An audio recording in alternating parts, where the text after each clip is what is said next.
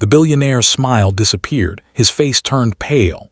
"What did you say?" he asked softly. Sarah looked up. Tears filled her eyes. "You look exactly like the man in my grandmother's picture." The crowd became quiet again. Michael frowned. "What picture?" "My grandmother keeps an old photo," Sarah replied. "She cries whenever she sees it." Michael's heartbeat suddenly accelerated. "What's your grandmother's name?" "Elizabeth." The millionaire staggered backward. "Elizabeth." It was a name he had not heard in over 30 years. A name connected to the greatest regret of his life. Please stay tuned to listen to the full story. Please subscribe to this channel. The afternoon sun burned brightly over the crowded city square.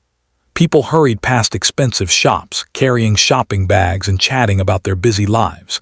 Near the entrance of a luxury hotel stood a little girl named Sarah. She couldn't have been more than 9 years old. Her clothes were worn out. Her sandals were torn. Her stomach growled from hunger. Yet despite having almost nothing, Sarah carried a small smile wherever she went. She spent most days helping her sick grandmother by collecting recyclable bottles. As Sarah searched through a trash bin, she suddenly noticed a long line of black luxury vehicles arriving at the hotel. Security guards quickly rushed into position. People began whispering, "That's him, the billionaire, the famous businessman." Out stepped Michael Harrison, one of the richest men in the country. He was known for owning hotels, companies, and charities worth millions. Reporters instantly surrounded him. Cameras flashed everywhere. Michael smiled politely as he walked toward the entrance. Then something unusual happened. Sarah froze, her eyes widened. Without thinking, she dropped her sack and started running. The crowd gasped. "Her? Where does she think she's going?" Security guards moved toward her, but Sarah was too fast. Before anyone could stop her, she reached Michael and wrapped her tiny arms around him.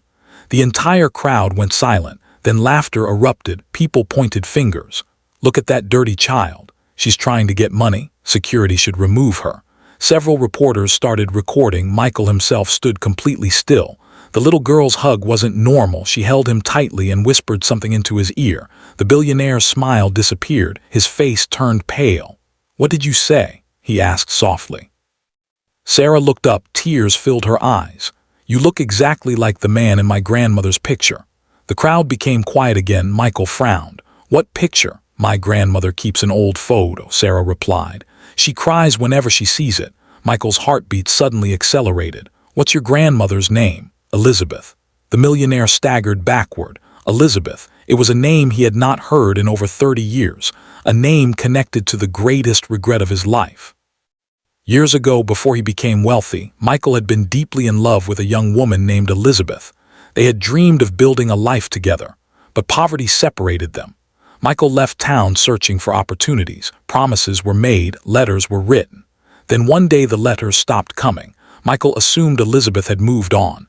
Eventually, life carried him elsewhere. Success came, money came, fame came. But he never forgot her.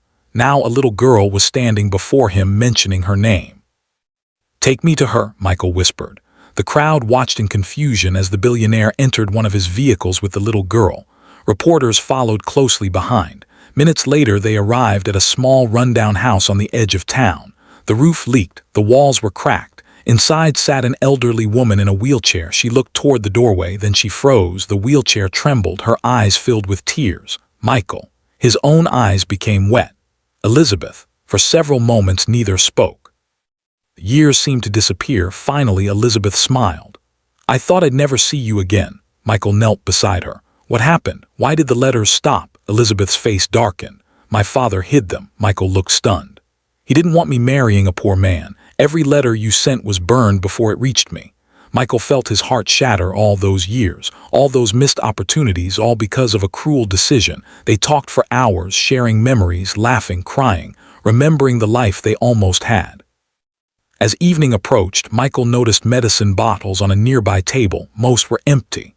"You receiving treatment?" he asked. Elizabeth looked away. "We can't afford much." Sarah lowered her head. The billionaire looked around the house. His eyes became filled with sorrow. That night, Michael made several phone calls. The next morning, construction crews arrived. Then doctors arrived. Then lawyers arrived. Within weeks, everything changed. Elizabeth received the best medical care available. Sarah was enrolled in one of the country's finest schools. Their old house was replaced with a beautiful new home. The story spread across the nation. People praised Michael's generosity. News channels called it a miracle reunion. But the biggest surprise was still waiting. One afternoon, while helping workers clear old belongings, Sarah discovered a dusty wooden box hidden beneath Elizabeth's bed. Inside were old documents. Among them was a sealed envelope. The date on it was over 30 years old. Elizabeth carefully opened it. Her hands shook. Inside was a letter from Michael, but there was something else. A legal document. Michael examined it closely. His face turned white. Years ago, before leaving town, he had secretly purchased a small piece of land. At the time, it was nearly worthless. The document showed that ownership had been placed jointly under both their names. Elizabeth laughed softly. Imagine if we'd remembered this.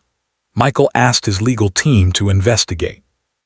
Several days later, the lawyers returned with shocking news. The forgotten land no longer existed as empty property. Over the decades, massive commercial developments had been built on it. Its value had skyrocketed. The land was now worth over $50 million. Everyone sat speechless. Elizabeth covered her mouth. Sarah's eyes widened. The little girl who once searched through garbage for bottles was suddenly the heir to a fortune. Reporters rushed to break the news. The country was stunned.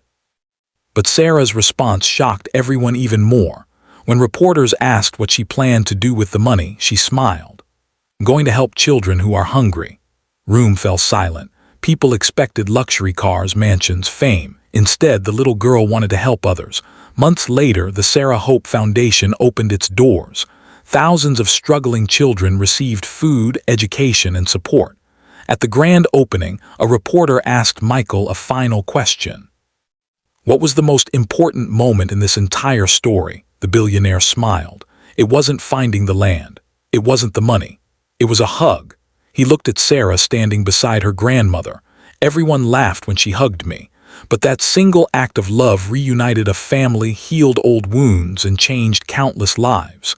Sarah smiled and wrapped her arms around him again. This time nobody laughed, many cried. And everyone understood that sometimes the smallest act of kindness can unlock the greatest miracle. The end. If you enjoyed this story, please like, comment, and share this video. Subscribe to this channel for more heartfelt stories.